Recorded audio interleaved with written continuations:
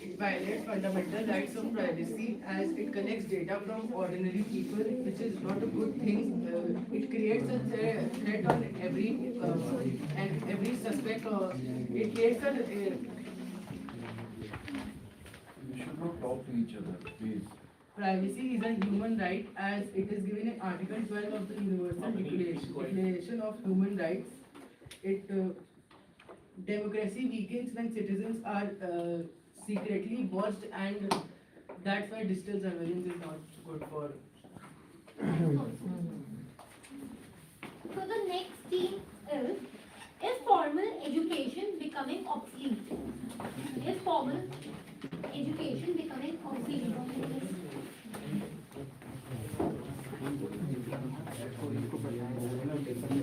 See, avoid reading from paper because it doesn't look nice, right? You have given another time to prepare, so just speak.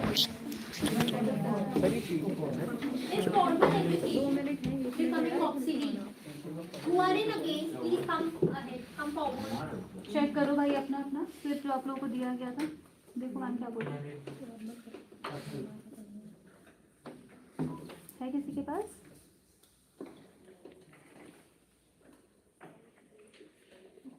Who is for the against? You are against. What is the topic? It's online. It's online. What is your? Are you sure no one is having first? There's no one against. In digital also. What is?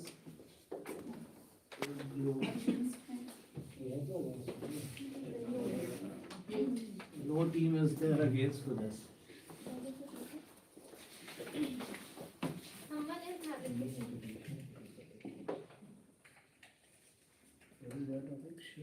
ठीक है, कोई नहीं, four person नहीं है।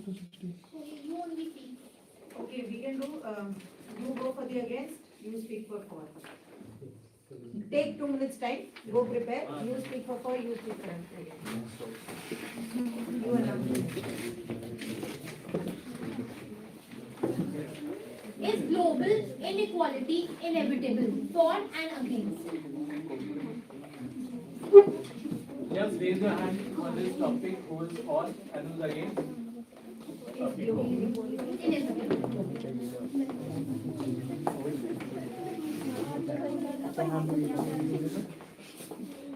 For and against.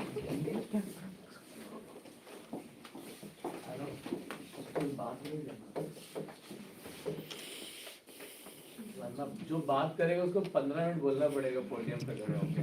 There is philosophy and against. And please keep your phone in silent mode, right? So that it doesn't ring between the debates. It's 3:44. You have time till 3:44. What's your name? Shriyanshi.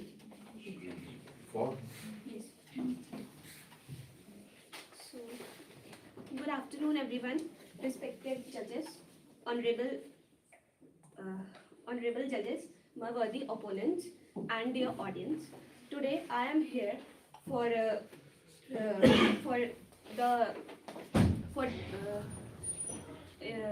telling the topic about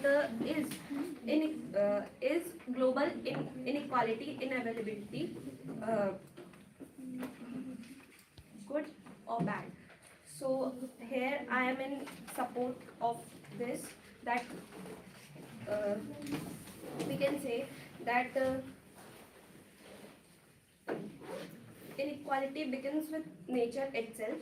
The world is not born equal. Some countries possess rich natural resources, fertile lands, favorable climate, and strategic trade locations. Others struggles with harsh geography, limited resources, or isolation. So, once Oxfam report said that the rich getting richer, not because they work harder, but because the rules work in their favor.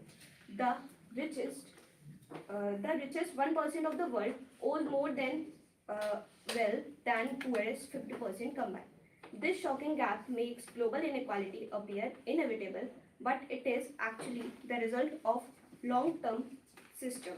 Time is up.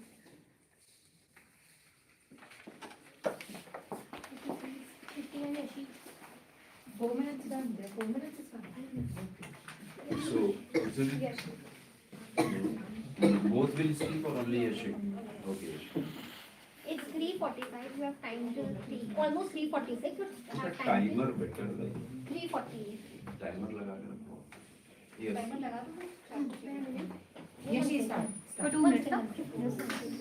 Good evening, ladies and gentlemen. Today I stand before you all to wholeheartedly withdraw from my point that I do not support this motion. I do not stand in favor of the said motion, that global inequality is inevitable. I believe that inequality can be removed. If there is a will, there is a way.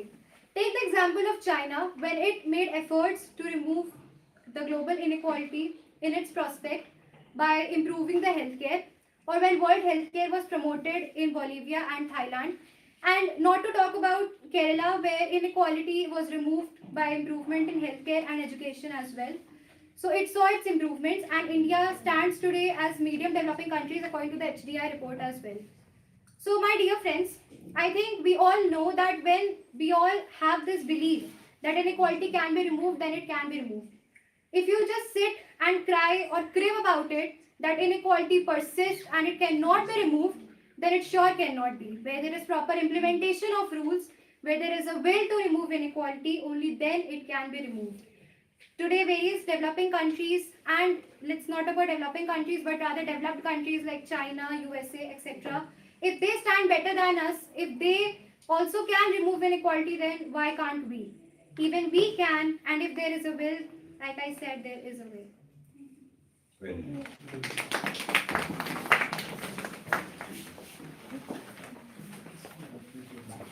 So the next.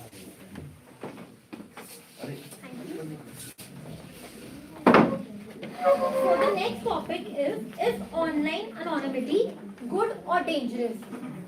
The next topic is online anonymity good or dangerous? Please guys come ahead.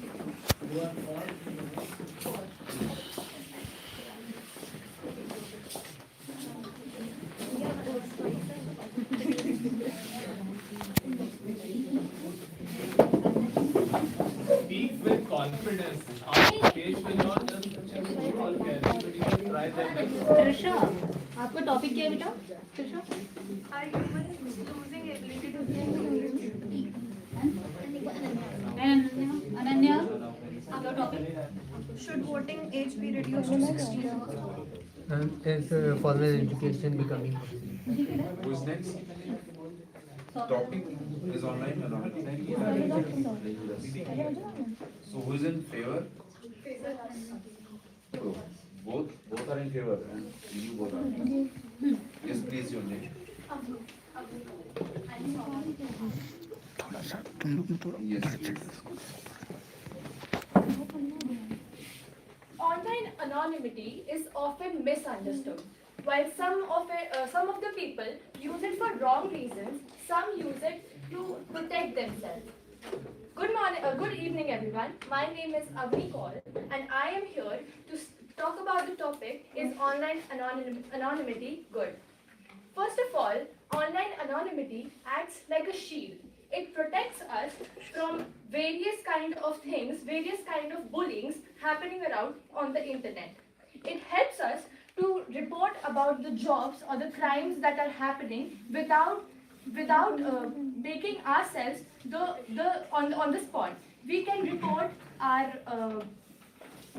boss or our boss's crimes without revealing our identity. And also we can report several crimes without exposing ourselves. Platforms like Reddit allows us to be anonymous and discuss about our problems. It helps us to question many things, whether it be related to family problems or medicines or anything related to which we can't expose our identities. We can be ourselves on such platforms. We can protect our identity, and we can also be ourselves. That is all I would want to say for now. And now my partner Soumya Gupta will come and comprehend more. I think you should clap for all the participants.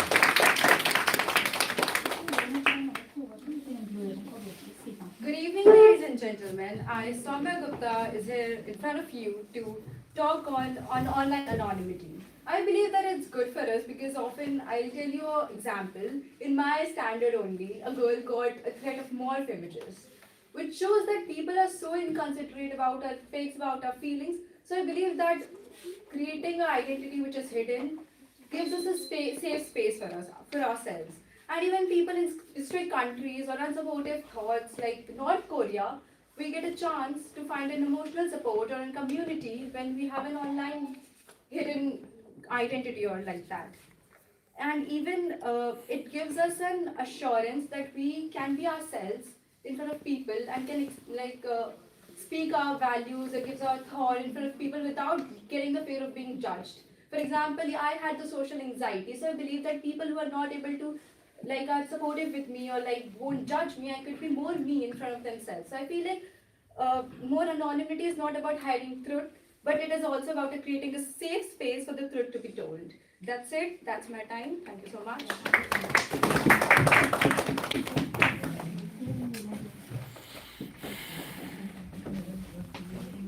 When there is no face, there is no fear. When there is no fear, there is no responsibility. Good evening, everyone. My name is Aditi Gupta, and I'm speaking against the topic. Accountability is never there when someone is anonymous. Being anonymous gives us no accountability because if we are speaking to someone in person, we know that our identity is known. But when we are behind the shades that no one knows what we are speaking, we got the free will to speak whatever we want. People are bullied, body shamed, given threats, trolled, everything. People even do suicide due to the body shaming and all. Just because these few people have anonymous identity that they can do anything, whatever they want. Many of the crimes in the world are just because people are anonymous. And also, people get every right to abuse. It is good that people have their personal life, but if someone has social anxiety and being, in a shared being anonymous makes their confidence very low. Because in real life you cannot be anonymous. You have to face people at a certain point of your life. And being on an online platform, bullying whoever you want, saying whatever you want, and being without the fear of being judged, just gives you confidence under the sheets. But in real life, you are no one. Just you cannot say anything to anyone. You just lose your confidence completely.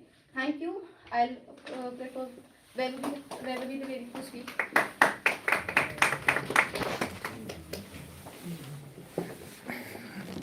Good evening, respected judges and my fellow mates and teachers. My topic is online anonymity is good, and I'm here to speak against the topic. It spreads fake news and misinformation. Without identity, truth becomes hard to trace, damaging society and democracy. Freedom without responsibility is chaos. It supports cyberbullying and very harmful actions, and we cannot hold on to somebody if he do such kinds of harmful action, and he cannot be held responsible for that action. Thank you. So the next topic is, should the voting age be reduced to 16? Should the voting age be reduced to 16?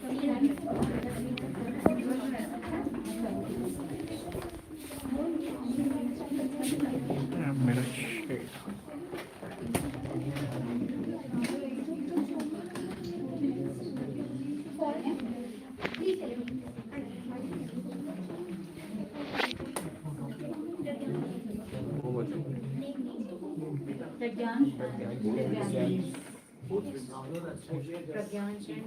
You both have only 2 minutes.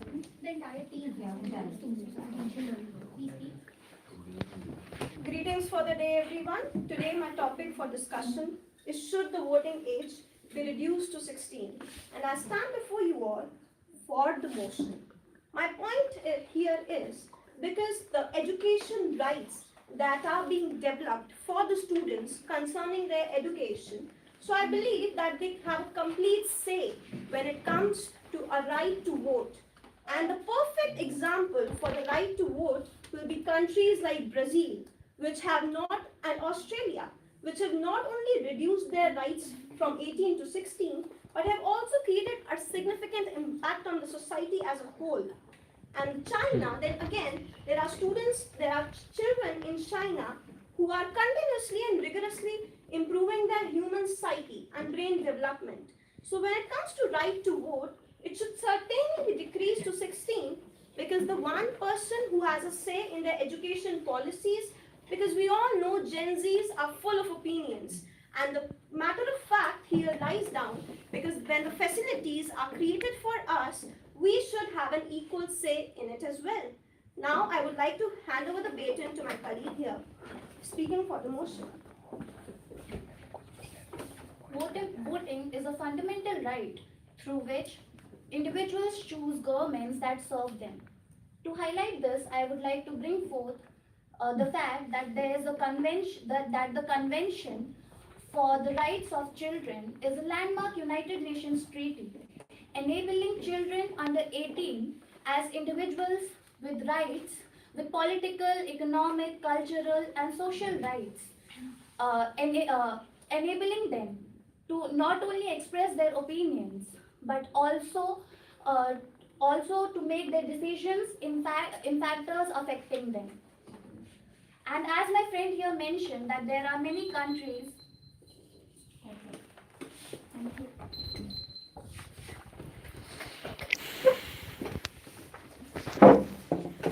So good afternoon everyone, my name is Dinesh Kumar and I am speaking is why should we not reduce voting age to 16? The main reason of the why should we not reduce the voting age to 16 is the lack of political knowledge, because the children of 16 years old does not have any knowledge of the political parties and did not understand the parties pros and cons. Which one is should be better for their nation and their for skill enhancement and their development. So the another main reason is to not to vote, not reduce the vote to 16 because the children may be influenced by their parents and teachers and the social media trends. So they did not have to.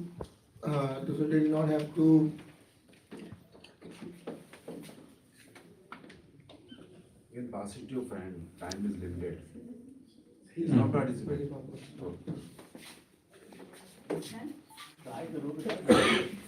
So the next topic is formal education becoming obsolete?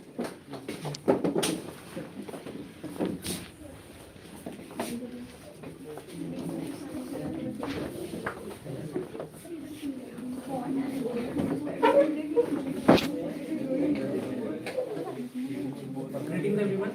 My name is Neville. Greetings everyone. My name is Neville. As my topic is formal education becoming obsolete? Yes. For the motion, I want to state few points.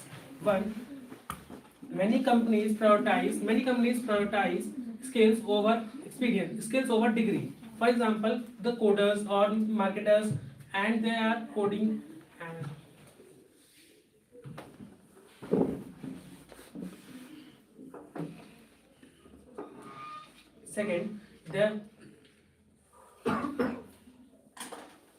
Second, learning is no longer an age bounded. For example, CA or MBA is a degree which there is no age limit. Third, rise of online platforms. For example, Coursera or YouTube or Google certifications are the example where you can learn or where you can gain skills in less time as compared to the formal degree from college. Thank you.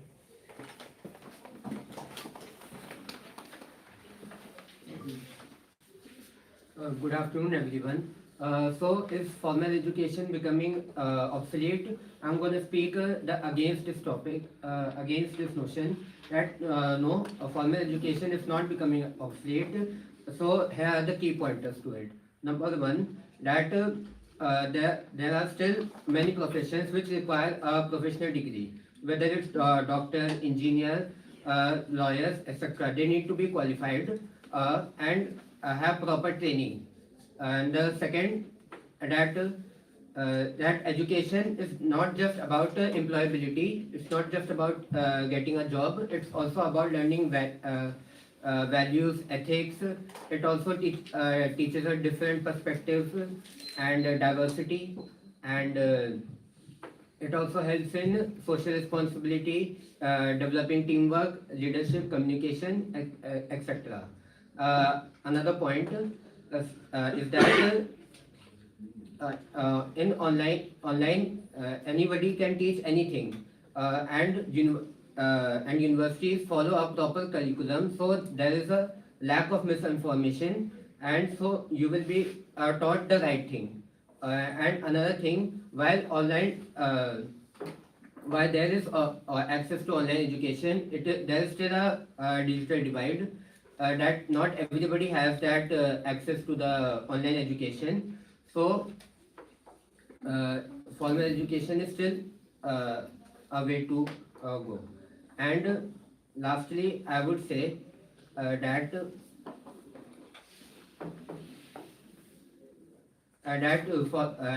with self-learning, formal education is not becoming obsolete, but rather a person can like from formal education can build a base, while with self-learning he can go to a specialization to his particular course. Thank you. So the next topic is, are humans losing the ability to think deeply? So we have only 4 in this topic. There was only 1 student, so we are only having 4. There is no against. Please come. Honorable judges and respected teachers, today I, Trisha Harrison, stand before you to speak on the topic that humans are losing their ability to think. Today, we live in a world of convenience. With one click, answers appear on our screen. With technology have made our lives easier, it has also made our lives really, we have also become very lazy because of it. We search, scroll and copy. Thinking has been replaced by clicking. Our attention span is shrinking. Short videos, reels and constant notifications train our brains to seek instant pleasure instead of deep thoughts. As a result, patience, concentration and critical thinking are declining. Moreover, dependency on AI and artificial and digital tools is reducing independent reasoning. If we continue choosing comfort over curiosity and speed over depth, we risk raising a generation that knows everything but understands nothing. Thank you. So with this, the first round has completed. The judges speak for the first round.